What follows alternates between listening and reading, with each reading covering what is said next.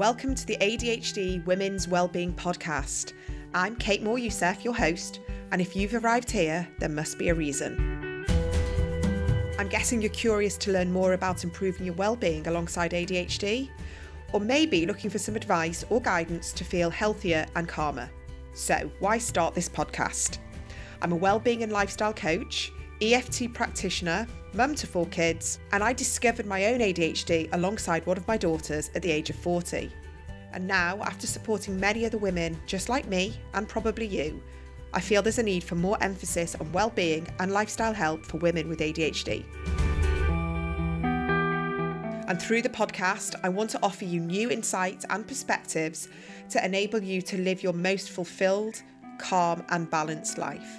So wherever you are on your ADHD journey, my aim is to support you in finding the awareness and the most aligned tools to enhance your well-being so you can make the most intentional mindset and lifestyle choices moving forwards. Ready to get started? Here's the episode.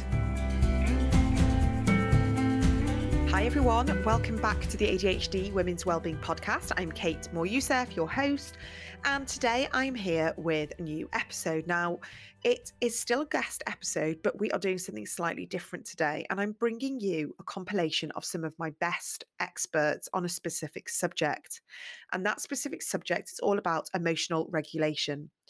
Now, I hear from so many of you, and also from a personal experience, that emotional regulation can be really one of the hardest parts of ADHD to deal with. It can be really challenging day to day.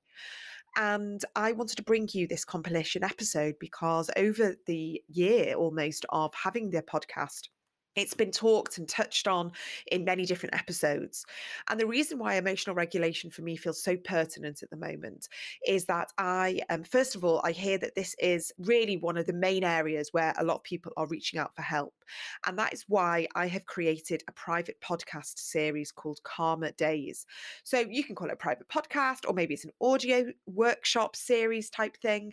But I've created it as an audio because, as you probably know, I love podcasting and I love being in people's ears. And I know from someone who also loves podcasts and who does so much listening to podcasts, I'm always walking the dog and I'm in the car and the podcasts are going in, and I really learn very well in this way. So I've created Calmer Days because we are honing in on feeling calmer, but every day, tapping into those everyday tweaks, those mindset shifts, being able to bring in and welcome in new opportunities to feel calmer, feel more in control of our emotions. So if this is of interest to you, Calmer Days is now available. It is live on my website. It is adhdwomenswellbeing.co.uk, or the link is in my show notes. Head there. I've made it as affordable as possible. It's about 3 hours, all broken up into short, snappy episodes, ranging from using tapping, essential oils, movement, gut health, mindset shifts. There's a bit of spirituality in there. Taking all my favorite tools and everyday techniques, I would say, all the things that I lean into that really help me feel calmer, less overwhelmed, less flooded by emotions, and really being able to see my emotional regulation as something that I can be in control of. And we also talk about cycles and understanding ourselves from a female perspective as well, from a person that has menstrual cycles, hormonal cycles, really being able to understand where that comes into as well with our ADHD. So I wanted to direct you first to Calmer Days. And now I want to be able to bring to you this week's episode where we have got experts coming in and talking all about compassionate communication with Lidia Zylowska. We've got Merriam Saunders, who is talking about the power of the morning routine and reacting to our kids and actually modeling to our children how to emotionally regulate. We've got Tamra Rosier, who talks about acceptance and recognition of emotional dysregulation. Melissa Orlov, and we're talking about being aware of those intense emotional moments and sending ourselves compassion to help our relationships. We also have Marcy Cardwell, and we're talking about being derailed by our emotions and how to ease that overwhelm and reactivity and really buffer to shed the overstimulation. And then we have Grace Timothy, who talks about editing her life to help with the demands, the continual daily demands, and having the awareness to help push forwards with ADHD. So this episode is all about building our resilience and minimizing our reactivity, but also being aware and understanding and accepting where we are right now. And that's the most important thing, is really understanding where we are right now without worrying about where we're going to be in the future or antagonizing over the past. So I really hope this compilation episode helps you understand different ways to hone in on the areas of your life that may need that extra bit of attention. And don't forget, Karma Days is now live. Even if you're just interested to have a little nosy, it's all there on my website, adhdwomenswellbeing.co.uk. Let's listen to Lidia Zylowska. And something that fascinates me personally is sort of the non-violent communication and mindful communication. And you talk about this in the book. And I think it's so important that we can improve our relationships. We can improve our careers by recognizing that mindful communication is accessible to us all by using something like, stop. And the word non-violent communication, it sounds a bit kind of obscure, but if you're able to just kind of condense it into an explanation so people can understand how they can bring in more mindfulness into their day-to-day relationships, that would be really helpful. Yeah. So, you mentioned something just a moment ago about self regulation. So, I just want to emphasize that ADHD is very much a self regulation difficulty, both on the level of regulating attention, regulating emotions, and then even regulating your actions.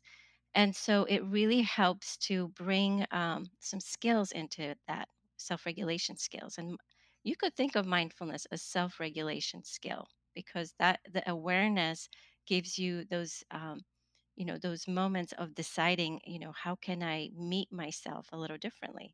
I can redirect my attention.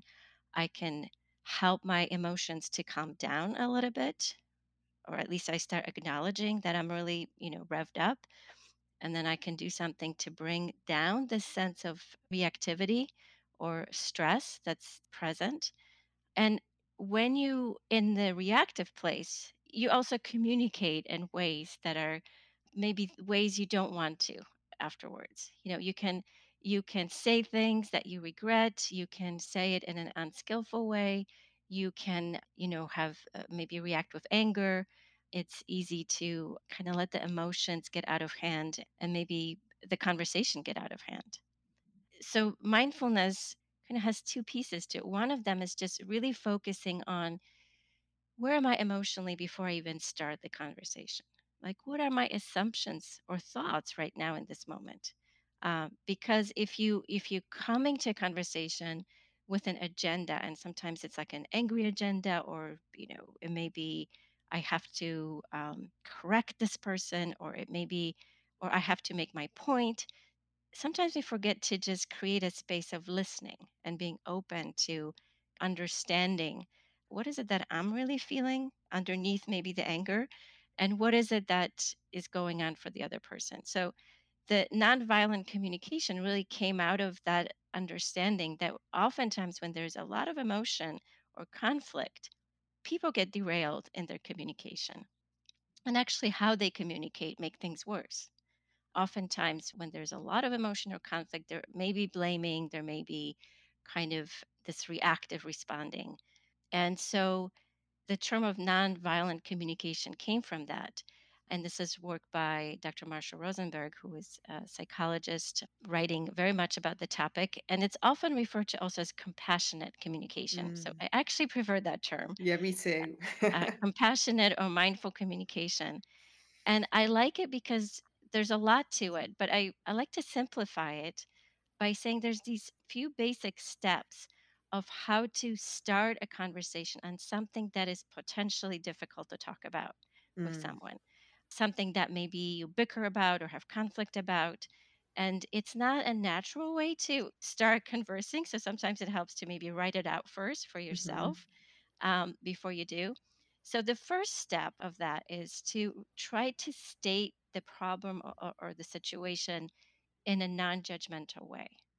Just stating the facts of, what is it that you're trying to talk about or address. Maybe give an example to contrast the two, so that will bring it to life. But the first step is to try to be non-judgmental and more factual than kind of coloring things with assumptions already. or judgments. Then the second step is you talk about your feelings. Okay, so the I statements, which are not Mhm. easy because often what we do is you do this, you do that, you don't do this. So it's this you statements that we start, bringing into a conflict. But it's really focusing on I statements about what are your feelings in this moment. Then you connect to kind of more values or explanation. Why is this important for you? Mhm. And then you make a request of the other person. So it's not easy because you have to pull yourself back from maybe being angry and, talking about the other person. And you have to be vulnerable because you have to talk about your feelings. And it's also a more gentle approach because you're making a request as opposed to, saying you should do this, which is more of like a directive, right? So, would it may be that if you're talking to a partner or maybe a child, you would say, when you, so one example I use in the book, I think, is parents, is a mom talking to a teenager that is very messy. So Mhm. there's things everywhere, socks everywhere, clothes everywhere. And you could easily imagine the parent saying, "It's so messy. This is a pigsty. Why don't you pick this up? I told you many times to do this." I mean, we could all see ourselves doing this very easily. So first of all, compassion is important. We all overreact. We all can do this. And it's already a victory if you kind of catch yourself doing it and maybe instead of going on for a minute, you go for half a minute in this moment. So that's already, I think, bringing some awareness to it. So it's not about, sometimes people feel like mindfulness is about being zen and peaceful all the time. That's impossible for anyone, right? So it's also just knowing that human nature is to overreact, but we do have these opportunities to intervene when we're overreacting.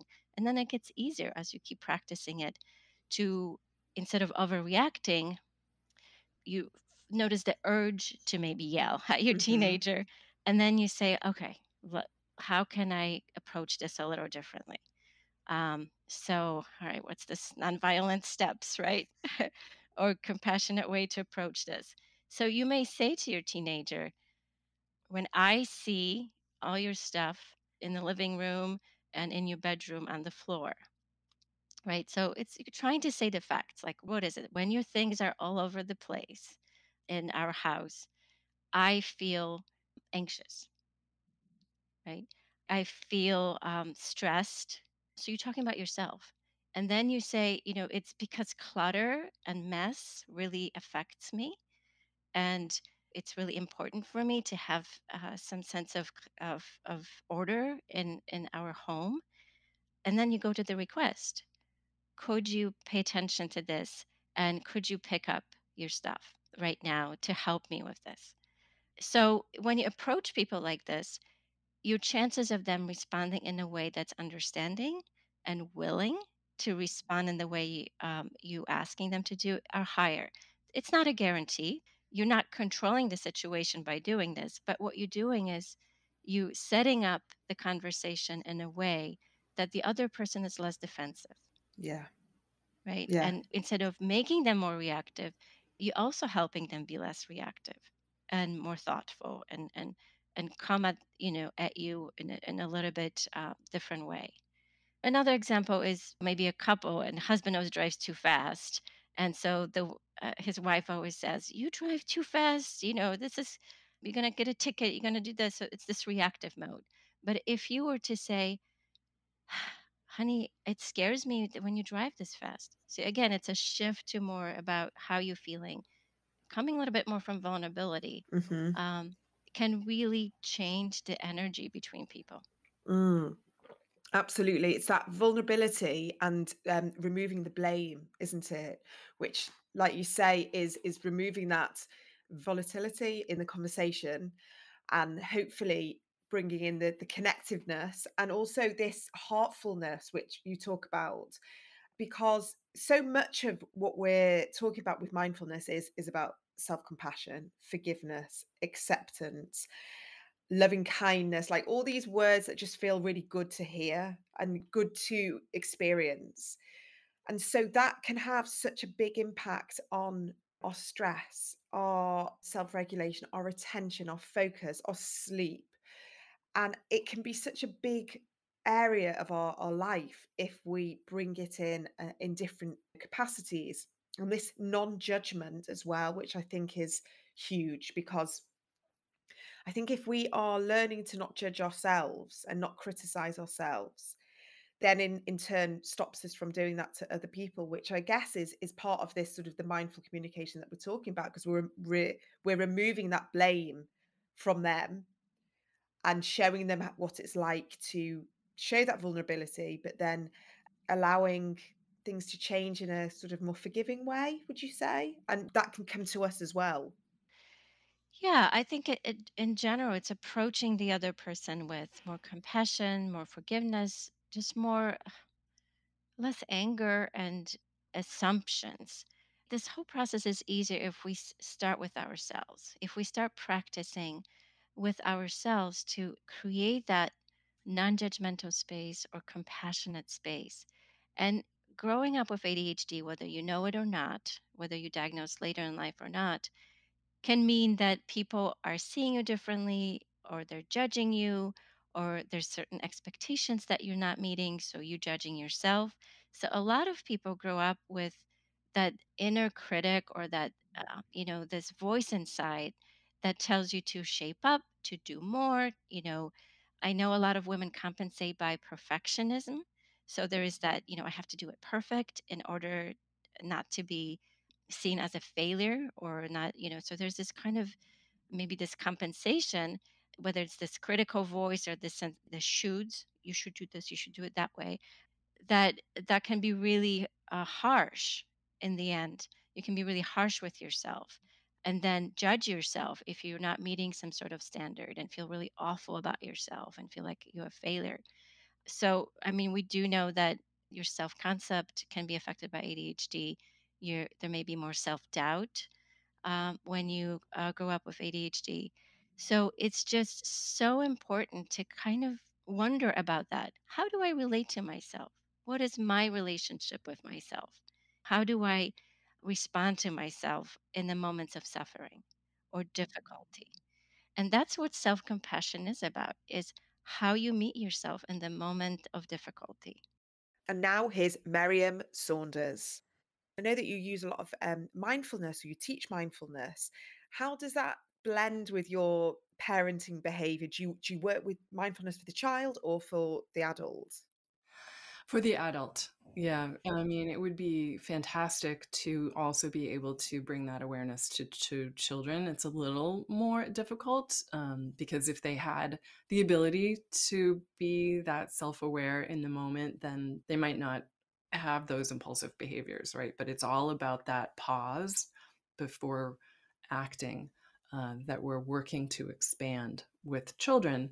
Adults have slightly more self-awareness, and a lot of that self-awareness comes with paying attention to your body. So when I'm stressed, where do I typically feel it? A lot of people feel it in their neck or their stomach or their head. Knowing yourself enough to understand, like, oh, my stomach is tensing. That's a first sign. What do I need to do right now before I act in a way that I might regret? And typically it's breathing deeply into wherever that place is, because by slowing our breath, we're signaling to our nervous system that we're not in danger, everything's okay, there's no reason to be stressed, we can calm down. And it allows our higher level thinking part of our brain to come back online and react in a more thoughtful way. So if we're speaking to women with ADHD who have children with ADHD, then it's often incorporating a practice of, for example, when you wake up in the morning, taking a few minutes before you just launch right into grabbing your cup of coffee and waking the kids up and getting that whole chaos of the morning going, to check in with yourself, center your body, breathe, and set your intentions for how you want to be in the morning. I want to be more calm. I'd like to react to my children with a sense of humor instead of frustration, and think about what is coming in the next 15 minutes. You know what's coming. You wake your children up every day. Are they usually grouchy? Do you have to push them 5 times before they get out of bed? Are they gonna refuse to eat? Are you gonna have to ask them 10 times to get dressed? You know that's coming because it comes every morning. So how can you move through those 15 minutes with grace and calm and a modeling of how you want your child to be, right? So if you're annoyed and frustrated and screaming, well, you're setting the stage likely that your child might be as tense and irritated as you are in response. Yeah, Um, that's really powerful. Sorry, I just wanted to say that it's that modeling, isn't it? Because if we're not, like you say, setting the stage, then we can't, shout at them for reacting badly to us. And it's just this cycle, isn't it? That just breeds more and more chaos and anger and shouting in the house, which no one wants.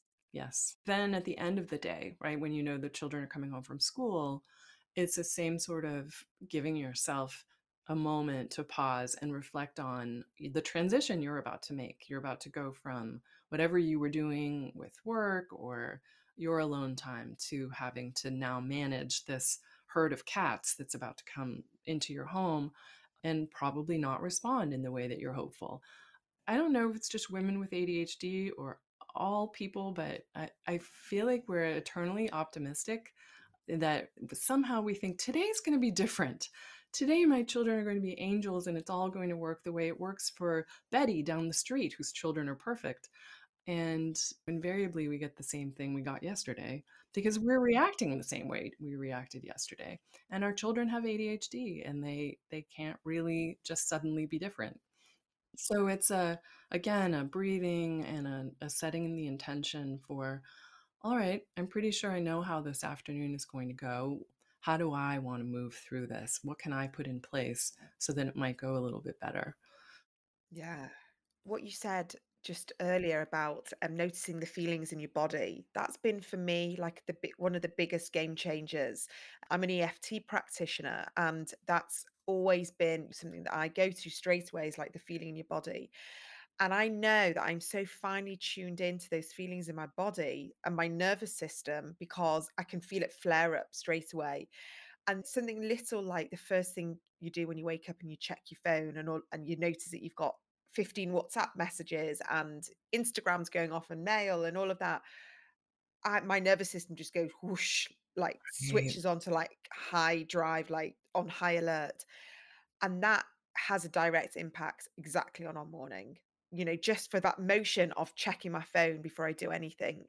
So I've tried now, and it doesn't happen every morning, it really doesn't, but I try for it to happen that I don't check my phone.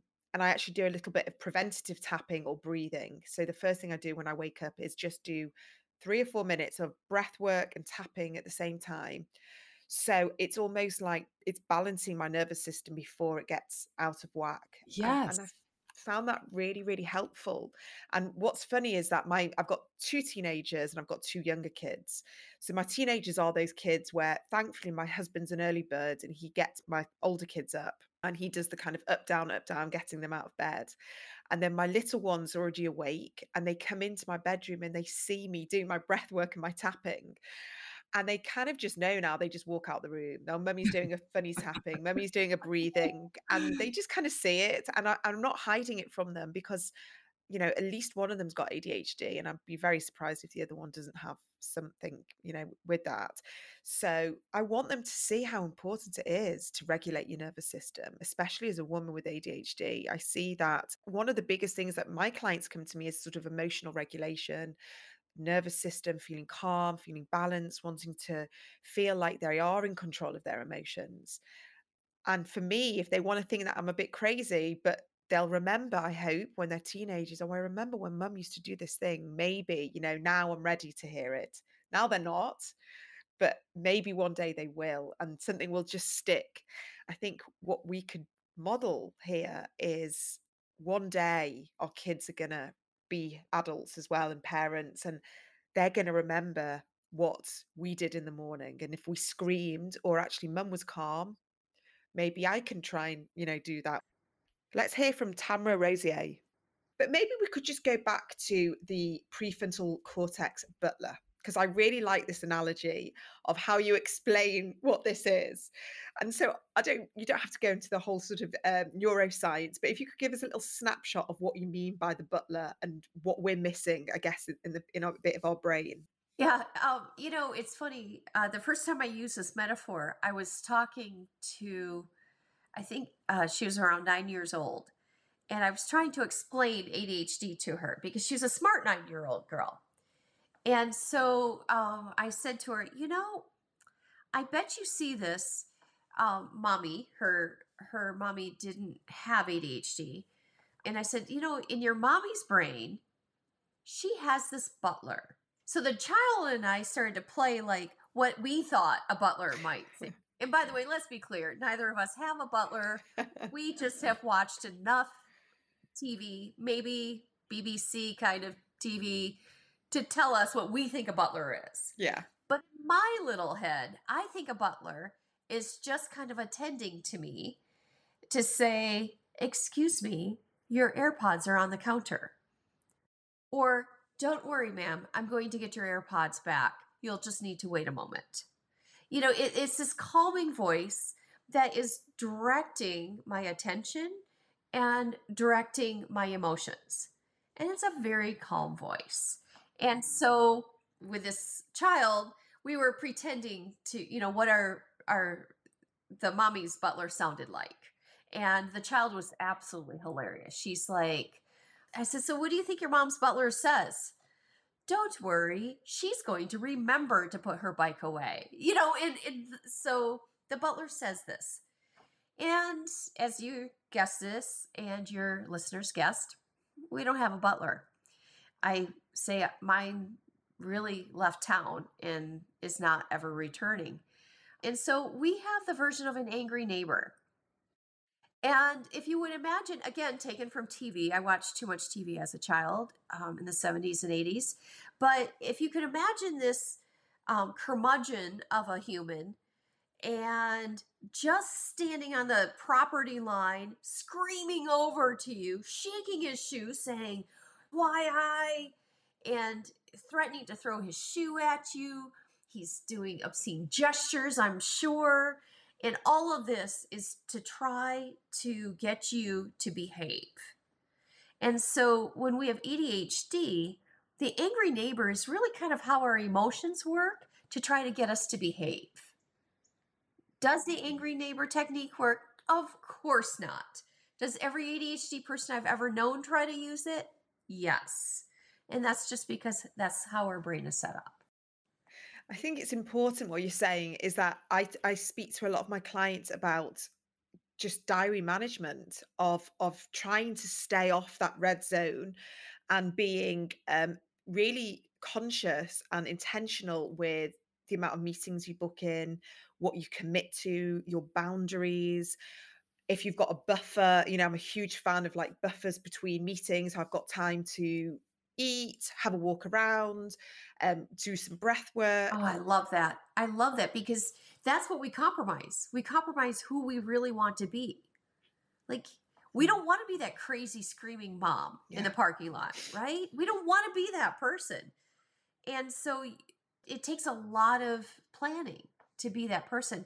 Something else you said, though, that hit me, it's not just avoiding the people pleasing, managing our rejection sensitivity, but it's also actually remembering that things take time. Mm-hmm. That's where, frankly, I'll forget to give myself bio breaks, right? I forget that I'm a human and I need to eat, use the restroom. I forget. And don't even get me started on travel time. Somehow I think I'm on Star Trek and I can just beam myself in a different place. Years and years I should be working on this. And yet my brain literally forgets that those things take time. Yeah, definitely. And that's why we have to, I think, keep checking back in with ourselves, because we can either live in this perpetual state of frenzy and stress and that red quadrant where things Right. do get done, but at the expense of our health. And like, the stress that we live under in that quadrant has to be short term. It can't be long term, because that's when I do see the knock-on effect of, chronic pain and inflammation and autoimmune problems and depression. And it's quite a serious thing that we think we're kind of, with ADHD, if we just cram, everything will be fine. But you can't live like that. It's just not. You know, I just so love your approach. I so appreciate how common sense you are, because you're not saying, hey, we need to be the most productive we can be. Because we have these beautiful minds that can create unattainable productivity.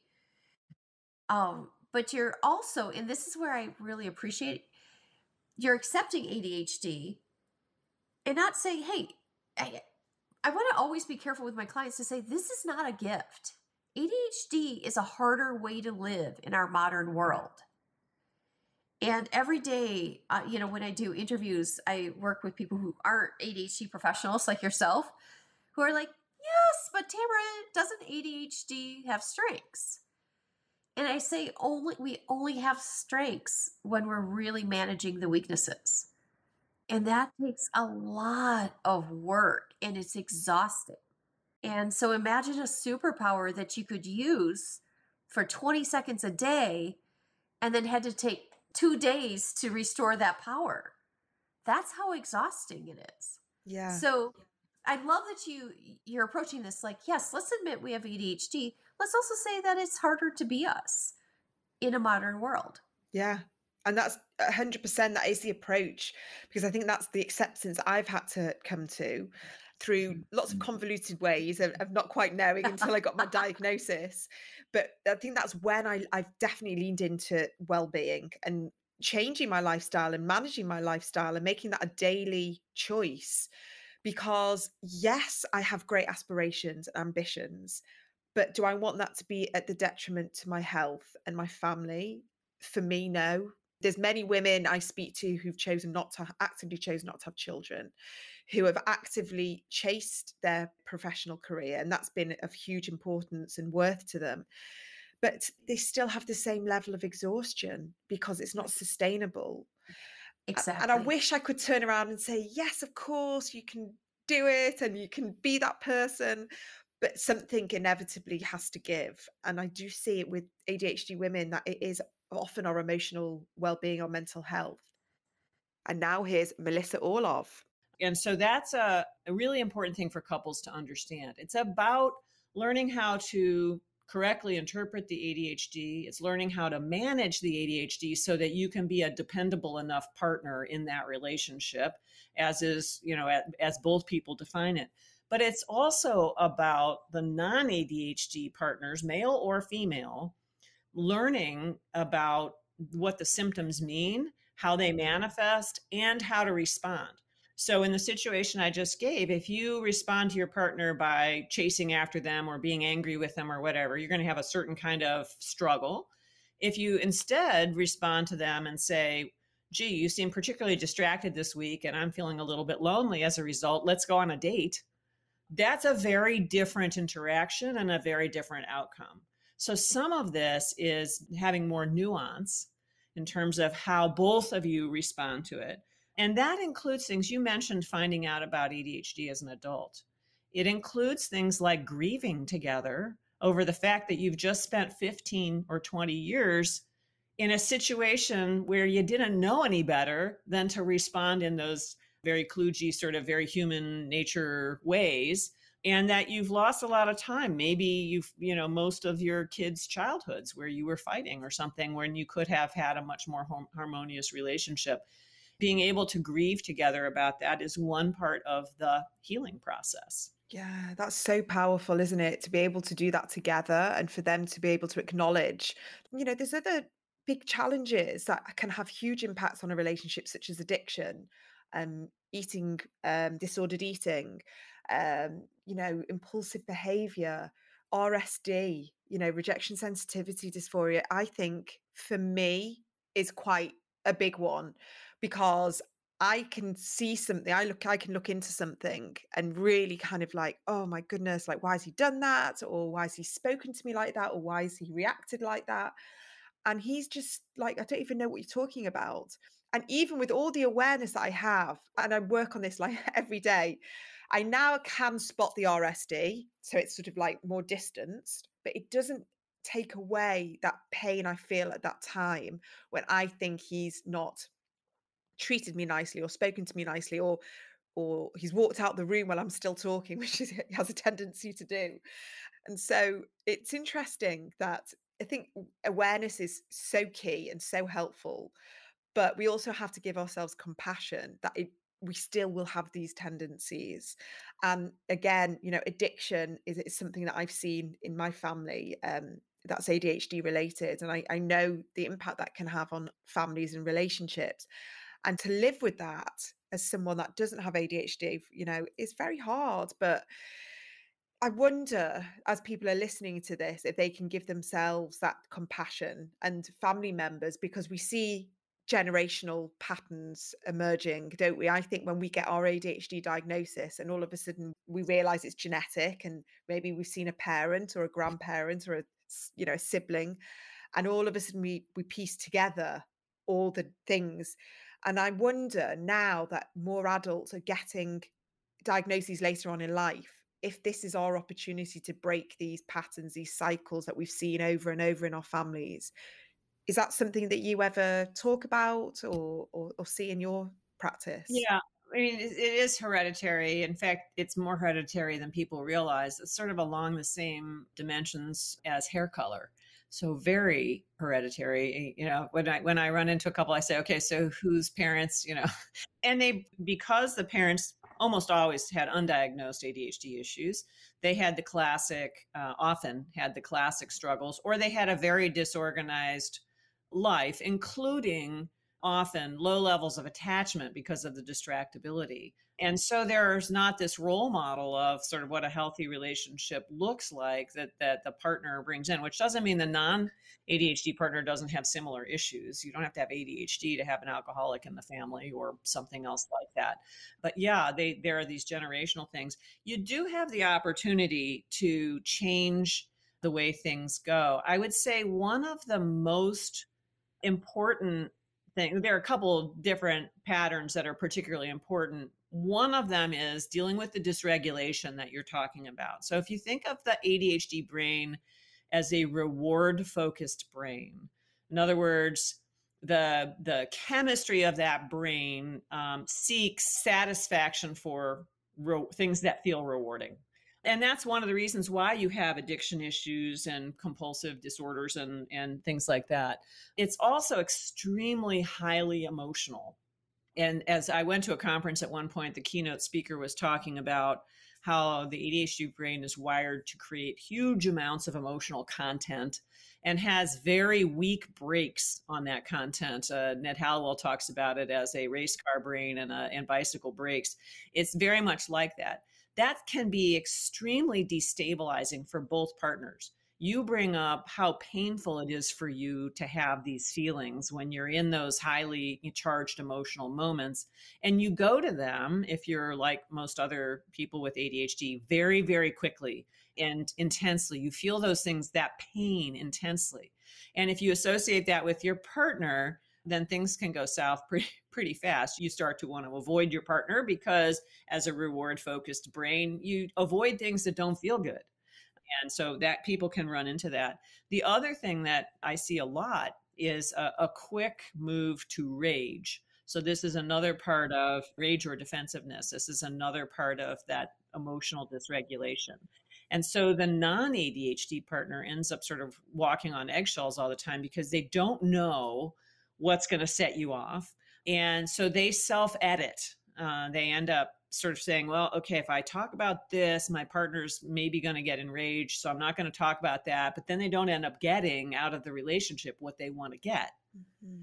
And so the relationship, it all contributes to this struggle. So one of the things that it's really important for a person with ADHD to do is really work on the emotional management, the management of the anger, the quick ramp up, any kind of rage they might feel, your partner doesn't deserve to be on the receiving end of that, even if you have trouble managing it. There are ways to do it. You can go work with a therapist, the cognitive behavioral therapy, or sometimes the therapies that work with trauma can be very useful for that. Self-management through, say, mindfulness work.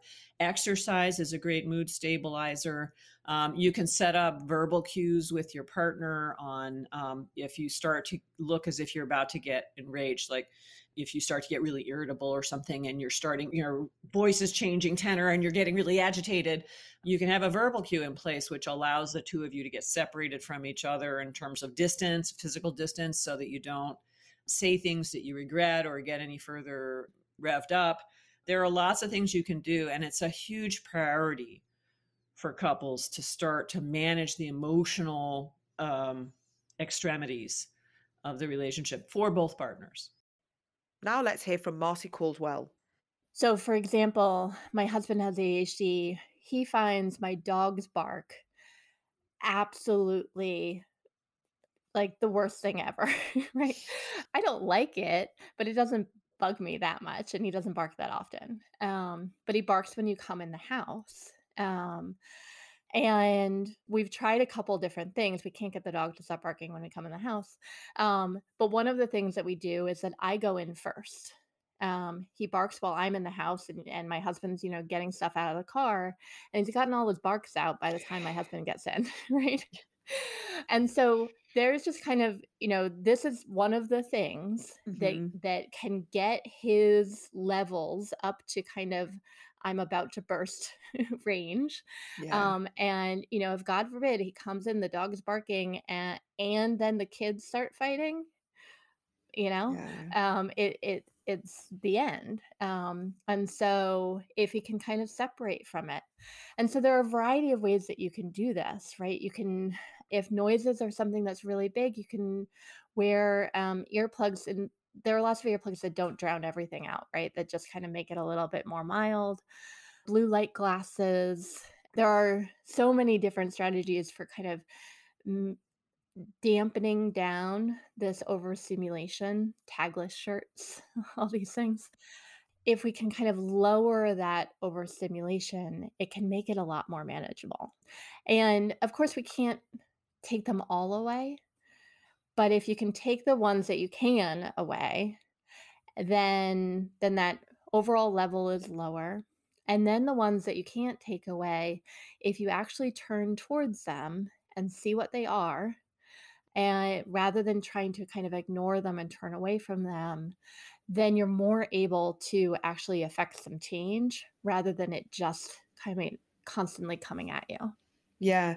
And I know what you were saying then, they're great tips. And I was thinking about, myself, definitely when you've had a busy day at work and you've been racing and I spend my day racing, like busy mum as many other women are, wanting to tick all the jobs off and get your work done and know that you've got sort of like a finite time between, when you have to go and get your kids, you come back from school and you have to kind of give them the focus that they want and make sure there's dinner, homework, all that. I find that if I don't have a buffer period between picking my kids up and finishing all my work, and very often I don't, so I will still be doing emails while I'm waiting for them to come out, or I haven't picked up the shopping and I have to race from the kids to the shopping. That's when my emotional regulation goes, my patience, my tolerance. So I have to constantly, it's like a daily check-in of my schedule of what can I do? Where can I put that buffer in? How can I ease some of that, I guess, the overwhelm, so my kids don't bear the brunt of it? Because, I love my mum, but I remember my mum, there was a lot of emotional dysregulation. I remember lots of shouting and lots of things that she would say that I can't cope with this, and I try so hard to not do that. I can't stop my kids from having a huge argument and throwing things at each other, like that that will happen. And if you've got kids in the house, they're going to have tantrums, they're going to erupt, there's going to be arguments. But I try for myself to know how to react. So instead of kind of like reacting straight away, it's giving myself a bit of time to respond to how I'm going to deal with this situation. But if I haven't given myself that buffer, or haven't allowed myself some time to have a cup of tea or go for a walk, or maybe just do like 5 minutes of breathing, I know I can probably exacerbate the situation. And then there's just like all hell in the house, which I'm sure you're probably familiar with yourself or clients. And I'm sure that people are listening, this is a podcast for real talk. And I don't want to gloss over some of the stuff that we're all dealing with. So emotional dysregulation, it's not going to go away, is it? But with the knowledge of ADHD and the knowledge of how our brain works, and exactly what you said about small things that we can muffle the external noises or sensations that can help us kind of move forward. Would you say it is a daily check-in? It's intentional, things that we do to help ourselves. So, and then obviously modeling that to our children. If our children have got ADHD, would you say that's probably the right way to start? Yeah, definitely. And I love the buffer idea. I think that, having that moment where you can shed the things that had overstimulated you before you go into the next things that are about to stimulate you.